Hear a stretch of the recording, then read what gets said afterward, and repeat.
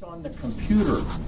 It requires IT experts. 6 billion characters. Somebody has to read that and understand it and translate it for your physician so you can be treated as a person, not as a group.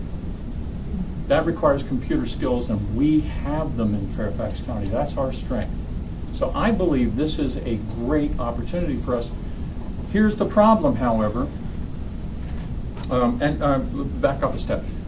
Inova Hospital has helped to accelerate some of the research in this area by creating a personalized translational medicine institute, into which they put $150 million and brought over a gentleman named John Niederhuber. Dr. Niederhuber, before coming to Inova 3 years ago, was the head of the National Cancer Institute at NIH. He is world class, and he is heading that institute. So there's a lot happening here, but here's the real problem. These jobs, they're still in the research phase, very, very nascent industry, so these jobs and the companies and the office space that they occupy and the taxes they'll ultimately pay are still 5 to 10 years out. We've got to grow to that point. So one has to ask, where are the companies going to locate when they do? Well, they're going to locate where the discoveries are made. You make the discovery in St. Louis, you'll probably put your company there. Why anybody would do anything in St. Louis, beyond me, but there you go. So then you have to back up a step. Why, if the company's going to go where the discoveries were made, how do we make sure the discoveries are made here? It's all about the money. The greatest scientists in the world who are working on this are going to go where there is money for them to buy labs and research assistants and have data available and buy machinery and all those things that are really very expensive and necessary to make this happen. So where the research dollar exists, there'll be discoveries, there'll be scientists. They'll make discoveries, they'll create companies, they'll fill office space. That's the train. The problem is we don't have step one. We don't have the research dollars. I used to think that the research dollars for this industry existed in 2 places, Northern California and Boston. That is the tops, no question about it. The best scientists in the world are going to Harvard or Stanford right now to work on this. But I used to think we were in that tier of second tier of communities vying for a piece of this industry. I don't think so anymore. Kansas City has the Sowers Institute. Arizona State and Phoenix is dumping tons of money into this research. They've already got a very large facility working on just personalized medicine research. Who else? Pittsburgh around Carnegie Mellon. Philadelphia, a huge industry working on this. Austin around the University of Texas, one of my favorite oxymorons. Anybody from Texas? Did you? Well, that doesn't count. Yeah, well, there's a message in that too, isn't there? But now, I don't even think we're playing for second right now. I think we're just sort of hanging around trying to catch up. So one of the things that we need to do is to attract those research dollars. And it's not, our mission is to fill office space. So we've got to figure out how to do this. That's my point. That sounded like, an hour with no commas and just one period. So, who has questions? Yes, sir. It's the competition between Fairfax and our 2 sisters. From what you're saying, that you've got the 800-pound gorilla in the room, but obviously there must be some Prince William and Loudoun trying to get some of the businesses that we're going after too, right? It is true. They are now they're just now trying to figure out how to do that. And they've only recently, it's Loudoun and Prince William, figured out that they need to do that. And the reason is their tax rates went up 30 cents, 30 or 40 cents in the last 4 or 5 years. But honestly, they're not very good at this. And, it's okay. It makes it easier for us to succeed. But they will become competitive. Right now, Loudoun County is focusing on data centers. So I think they'll catch up sooner or later, I hope. Yes, sir. Sir, you mentioned about personalized medicine. Which companies or which cluster that you planning to build that here in Fairfax County to encourage the innovation around personalized medicine? That's question 1. And question 2 is you mentioned our diverse communities are engine for economic growth here in Fairfax. Did we miss the train on our overseas center in China, since there's a lot of investment from China here in the U.S.? So how come we don't have representation in that market? Okay. Let me do the second one first, and you can remind me what the first one is, because I've already forgotten it. You know, you get to that age. China. China is a great location for trade. We don't do trade. The state of Virginia has trade offices, and they have one in Beijing. But trade is not of interest to us. It's good, it's nice, it's positive, but our job is to fill office space. So we identified early on 3 Chinese companies that were ready to come here, the largest of which was China Telecom. The other 2 were also in the telecom space. They all 3 now have North American headquarter operations in Fairfax County. So we're sort of done with China for the moment. I don't see a lot of companies that are ready to make that jump. Well, I'm sorry. What was The second question was around life science clusters. So what kind of companies or life science companies are you bringing into Fairfax? Well, right now we're not. In fact, I don't think there are a great many life science companies yet, not in of large numbers. I think there will be over the next 5 or 6 years, but right now there aren't, because they're all in the research stage. They don't have products to sell yet. So. Can we connect them with George Mason University? Is that a reputable or institution to build life science? That's a good question. George Mason University, I believe, this is just me, I believe George Mason University needs to have a medical school. And that would accelerate this in partnership with Inova Hospital. Can you imagine the ability that would give us? The problem is, every time someone says to the people at Inova, you should partner with a university and try to get a medical school, they say, great, Hopkins. Because they always want to go to the top. Hopkins, why don't you just think of the University of Frankfurt for crying out loud. Hopkins is not even in the civilized world. It's in Maryland. The second problem, did I insult someone that time? I've been trying all for a lifetime. So the second problem is that every time it's enormously expensive to build a medical school. And it requires the Commonwealth of Virginia, back to the State Assembly, the General Assembly, it requires them to agree and to pay for it. And every time that comes up, Roanoke and Richmond and our good friends in Charlottesville, these are our friends, all say, no, you can't do that because it will take money away from our medical school. And besides, and this is a little bit harder, this argument is a little bit harder to compete with, they say, besides, you don't need a medical school in Northern Virginia. You're within 3 miles of 4 medical schools, or 5 miles, and we are. Howard, Georgetown, George Washington, and I've forgotten the other one, but there are 3 or 4 within a few miles of us, just because it's on the other side of the river. So those are some of the problems. Sorry. I just had a question. You had mentioned that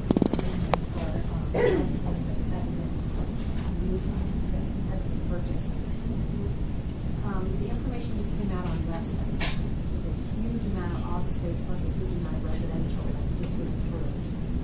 How does that fit into the equation? Yeah, that's part of you share my bewilderment. With all this vacant office space, the question was about the new approved plans in Reston. Why would you do that when you have 18 million square? I don't know, it doesn't make any sense to me, except Reston has some of that same appeal that Tyson's Corner has, and people want to be there regardless of the cost and regardless of what else is available. And it's near the airport, and there are other, the other great thing people don't think about Reston, Herndon, that Dulles corridor, is that not only are you near the airport, you're near all those people who live in Loudoun County. And that's an enormous benefit. It's livable, walking, differently. It is. Are you saying we're not livable here? They're across the road. Yeah. No, Reston Town Center, the office space in Reston Town Center is about 17, 18 million square feet, 100% filled. Enormously high rates. And it's 100% filled. There's no logic to some of this. Yeah, she kind of asked a question. I was going to ask the same thing about the Silver Line and the development of Reston, Herndon, et cetera, and perspective of building up business space around the metro stations. But with 18 million square feet scattered around the county, you know, is that really viable? Reston, you're saying is 100% full. I'm in the town of Herndon, we're looking at the same kind of thing. But that corridor, you know, from what you're saying, seems like a really viable corridor, even if there is other areas with office space. Is that true? Absolutely true. Yeah, that's your first choice. People will go there. And when we try to market the office space elsewhere in the county, there was one period of about a year and a half where the vacancy rate was 2.9%. And at that point, even space in Route 1 was attractive because it was, you know, you just didn't have any. But that corridor from Reston to the from Tysons to the airport, and particularly with the advent of the metro, becomes enormously attractive. And people will go and they'll pay high rates because they just want to be in that kind of a location. Plus, there's all that momentum. You know, you go to Tysons Corner. I was in a meeting in Southern California. It was a Chamber of Commerce meeting, and people were asking the questions like this. What do you hear about how you best close down a company? What do you hear about Chapter 11? What do you hear? How many companies? I don't know what you guys are talking about. I go to meetings, you know, chambers here in Fairfax, and people are handing out business cards and talking about partnering on deals and subcontracting to people, and I got to hire more people. I don't know what you guys are talking about because that corridor just keeps growing. In Tysons Corner, the Board of Supervisors, within a quarter of a mile of the 4 metro stations, are authorizing unlimited density. Unlimited. You can go 1,000 floors up if you can figure it out. So now the highest buildings in Tysons Corner prior to this were 18 stories. And, you know, the Ritz and the 2 office buildings next to it. The Tower Club building is 17. There's the building into which Intelsat is going to locate, and one other company escapes me at the moment. Into that building next to the mall, Tysons Mall, the old Tysons Mall. That building will be 26 stories high. 26. The hotel next to it will be 24, and 21 or 2, I can't remember, is the residential building next to that. Cap One, another corporate headquarter location. Cap One, Gannett, there's another one that have nothing to do with federal government. So further diversifying the economy. Capital One is building a new building. It's going to be 36 stories high. 36. Now we're starting. Oh, you're at Cap One. There was talk about making that 47 stories at one point. You know what 47 stories would have been? It would have been 950,000 square feet in one building. After the Pentagon, that would have been the largest building in the region. Still maybe with 36 What happens stories. with air rights and things like that? Is there having going to change the way the planes are flying all around and all that kind of stuff? There is, actually Tysons Corner is outside of the flight path anyway. However, it's for aircraft. It is not outside of the flight path for helicopters. And the feds and the Pentagon fly helicopters straight up to the toll road, as do television stations with camera crews, and the police go up and down. So, yeah, I mean, there's all sorts of issues like that that are going to occur, but those were worked out before the plan was approved for Tysons.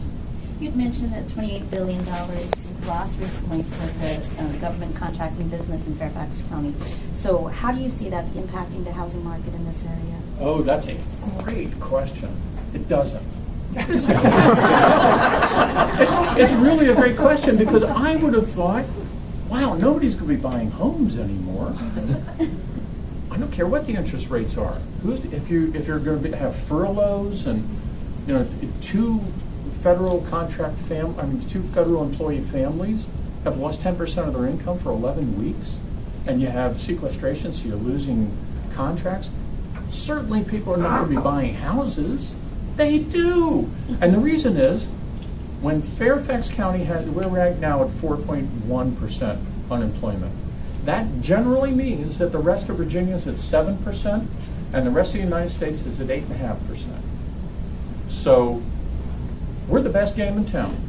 There are some other exceptions. For the last 2 years, we had the second highest growth in jobs in this region, which means Fairfax County, but in the region wide, of anywhere in the country. Houston was first. And so people are still coming here. One of the problems that at one point we had like a 2 or 3 year period where the unemployment rate in Fairfax County was 0.9%. Companies were losing money because they couldn't find people to do the work. And so people were flocking into Fairfax. And when the unemployment rate is 8% and it may be 10% in Cleveland, you can get the IT folks in Cleveland. And there's one thing that I wanted to cover, and I neglected to do so, and that is what you can do to help us. And I can think of 3 things that I would really like your help in. You guys talk to clients all the time. Clients are business people, as well as just residents. So talk up Fairfax County. Tell them what a great place this is to live, work, play. Great place to be. Especially because while the unemployment rate's now 10% in Cleveland, it may be 6% next year, it may be 5%, maybe they may be comfortable again. But 5 years from now, who knows what's going to happen in Cleveland? We're always going to be pretty smooth here, pretty flat. So people like to come here for a job and stay for a career. So that's the first thing you can do. The second thing you can do is the most important asset after the federal government being in our backyard, the most important asset for attracting companies to Fairfax County is our public school system. Absolutely critical. Because people will come here, and they don't come here because their children are going to be in great public schools, or even because their current employees will have children in public schools. They come here because they want to attract the absolute best workforce in America and from around the world to work for them here. And those people want their kids in great public schools.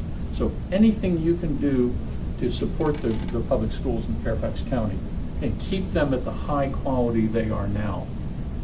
Anytime you have a chance to sort of needle a supervisor, that always helps. It's not that they need it, it's just that there's a shortage of dollars. What are they doing with the schooling in the Route 1 corridor, like around Fort Belvoir and all of that? Because that's Here's a the problem. sort of our dirty. The FBI. Oh, okay, I'll do that, both of those. The first question was what's happening with the schools around the Route 1 corridor. This is sort of our dirty little secret. In Fairfax County today, 6.5% is our dropout rate. 6.5%, I thought that was really high. No, I'm told that's pretty good. A lot of places would like to have 6.5%. But the dirty secret is 6.5 of that group, of those who drop out, 58% are Hispanic. 58%, and that's just unacceptable. The school system needs to intervene in any way possible to mainstream those kids, get them their language skills up as much as possible, enable their families to help them in any way possible, but 58% is unacceptable. And that implies future crime rates and transfer payments for all sorts of public services and things. That's got to be changed. It's enormously expensive to do it. But that's one thing that's happening in that part of the county around that Route 1 area. The second thing is Belvoir. 16,500 new families have just gone on the base at Fort Belvoir in the last couple of years. Guess whose public schools they have? Fairfax County Public Schools. And nobody in the federal government. Army's not paying for that. Feds aren't paying for that. So there's new school construction needed down in that part of the county as well. FBI. You have experience with the FBI? You got a file or something? The FBI is in play. I don't know that with sequestration and the budget cuts, if it's going to happen or when it will happen. There are 2 leading contenders for sites. One is in Prince George's County, and one is here. The site the board and the county have been promoting is the GSA warehouse site in Springfield. The GSA warehouse is 850,000 square feet, and 2/3 of it, the roof leaks. This is the oldest wooden frame structure east of the Mississippi River. No kidding, that's true. And it leaks like a sieve. So what's in the warehouse? Well, there are 3 agencies. There's the Patent and Trademark Office stores all of its files there. Would you believe, in paper form? No kidding, it hasn't been digitized. They got files of applications and approved patents, paper, row after row after row after row, as far as you can see down the aisles, in the center section, which is the one that doesn't leak. But it's coming. If I have anything to do, we may have a fire sale down there. You heard it here first. The other 2 parts of the building are unusable. So when we go to talk to the feds about making some sort of a trade so that we can take that land and market it for a better use and give them something in exchange, what they want in exchange is a modern, state-of-the-art, 850,000 foot warehouse somewhere. Well, that's not sensible. Only 280 of it is usable. And it's state-of-the-art. It wasn't state-of-the-art when it was built. It gets worse. On the property is the worst asbestos in the soil, in the water table, you can imagine. The absolute worst. So if we were to take it and trade it off or sell it to a private user, they have to remediate the soil. However, if it goes from one federal user to another federal user, it's not sold, it's reassigned. And you don't have to worry about that. Only the feds have to worry about that. So that site makes great sense for a whole lot of reasons. If it goes to Prince George's, we're stuck with that damn thing forever. And even a fire isn't going to do us any good because you still got asbestos in the soil. If it weren't for the fact that the federal agencies, if they rent space, pay taxes as part of their rent. If they buy space, they don't pay. This is the federal government. They don't pay taxes. So ordinarily, we wouldn't want them anyway. No businesses surround the FBI. You can look downtown. There's museums. This has got nothing for us other than getting rid of the damn warehouse.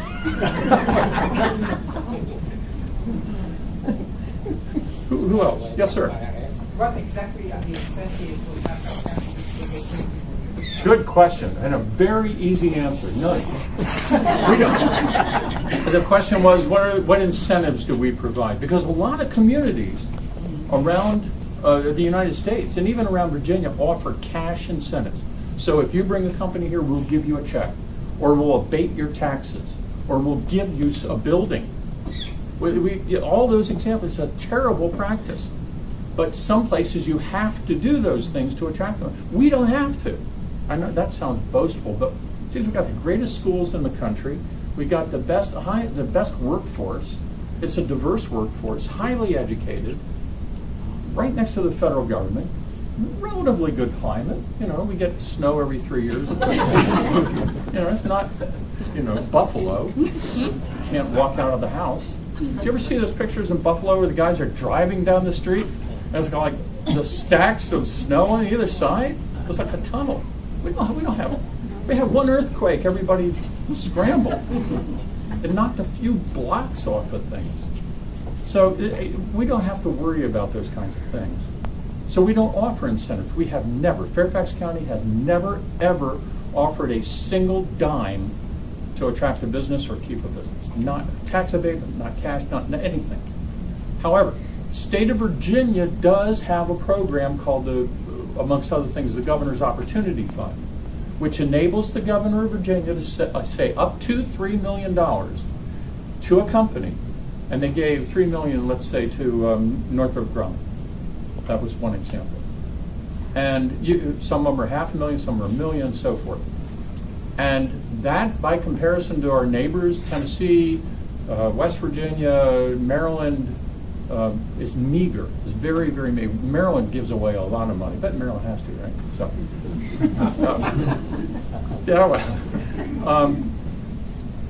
The Governor's Opportunity Fund does require the county to match 1-to-1, but we don't do it with cash. What we've managed to do is to find an infrastructure project that affects the building into which Northrop Grumman, for example, went. And it has to be an infrastructure project that was already on the books and already funded, which makes it tough sometimes. But it's already been budgeted and set aside, and that serves as our match. So we don't do incentives. In the next few minutes, if you can share with us what's the problem with Arlington or Loudon? Okay, I will. What about incentive or any program for affordable housing? Obviously, average home sales in Fairfax County right now is $491,000. It's not easy for a family to afford that. So Yeah. anything from the county that can help that? Yeah, it's a good question. You know, if you look at any region in the country, including this one, over time, the developments on the interior, and then it just builds out. And as you do that, and you need more and more space, the inner suburbs become more expensive. So a house in Arlington is more expensive than the comparable house might be in Fairfax, and much more expensive than the same house would be in Loudon. So it's just a natural order of things to have the inner circles become more expensive, but then it creates the issue of when do people move, how do people get into those jobs? Because we do need people at all, ends of the pay schedule. You need people to work in restaurants and hotels and so forth, in buildings. That's all very important. So, to answer your question, are there any incentives that the county has to build housing? It's not just, yes, it's not much. But the county set aside a penny on the tax dollar every year, tax rate every year, which is about $23 million. But it doesn't accomplish a great deal. It's a drop in the bucket. The county has distinguished between affordable housing, which is at the lowest level, and what they're calling workforce housing, which is the mid-level people who, it's not the lowest end of the pay schedules, but a little bit advanced. Even they have difficulty finding homes here in the county. And so they do what they can. I'm not completely familiar with all the programs, but there are incentives. The housing authority is the people to ask them. Sorry, I don't know a better answer. You wanted me to criticize Arlington? How long do you have? Arlington and Loudon. Every jurisdiction in this region has something, even Montgomery County, has something that is very attractive. Montgomery County is Fairfax. Great schools, a diverse community, very smart, highly educated people. The difference is that they don't understand attracting businesses. They're really not good at this, happily. But every community around the region, Loudon, Prince William, Prince George's, they all have a lot of land. We don't have a lot of land left to build on. So, and their times will come as this inexorable growth moves out from the center. But the problems with those two, with Loudon and Prince William particularly, is that they never really understood that economic development growth, business growth, is going to happen to them. You have no option. You cannot stop this. People in Loudon want to remain pristine and rural and beautiful, and there's a great objective, but you can't stop it. Sooner or later, it's going to happen to you. The state Supreme Court has said so over and over again. As soon as Fairfax is built out, look out Loudoun County, here they come. And so you have, as leaders in Loudoun County, they have the option of trying to hold that tide back, which is what they're doing, or taking the action that the Harity and Panino board of the 70s did. Try to figure out what you want, where you want it, how to get it, how to accommodate it, and how to provide good public services so you still have a high quality of life. But they're still in the resisting, denial stage. Arlington's different. Arlington was built out years ago, and a lot of their space needs to be taken down and rebuilt. Arlington has good schools. They're not quite as good as ours, but they're good. A very diverse community, the Pentagon, proximity to Washington, National Airport. They have a lot of assets to market. again, happily, they're just not terribly good at it. They were best at attracting two things. One is government contractors, which is taking a hit right now. And the second thing that they've done well is that they have built well around their metro stops. That Ballston corridor is a haven for young men and women coming out of college with technology skills. And the reason is because when they get there, there's other young men and women with technology skills. So they have, there's nightlife and things that we don't have here. When was the last time you saw nightlife in, Annandale or Springfield? So they're good places to market. They're just, they have to figure out what their strengths are and market to those groups. Incidentally, Arlington will tell you that 20-something group that comes to Ballston, and Silver Spring will tell you the same thing in Georgetown, that's what you really want. I disagree. Because what happens is when they turn 30, they get married, they have kids, they want a yard, they want to be able to afford a yard, they want great schools, and that's not going to be found in Arlington. Not unless you make a whole lot of money. So they come out our way. So now we get them, they're still highly skilled technology people. They're 10 years senior, so they've learned more. Maybe got their feet on the ground a little bit more. They're not going out every night. They got kids, they got a family. So we actually, I think that's the best of both worlds.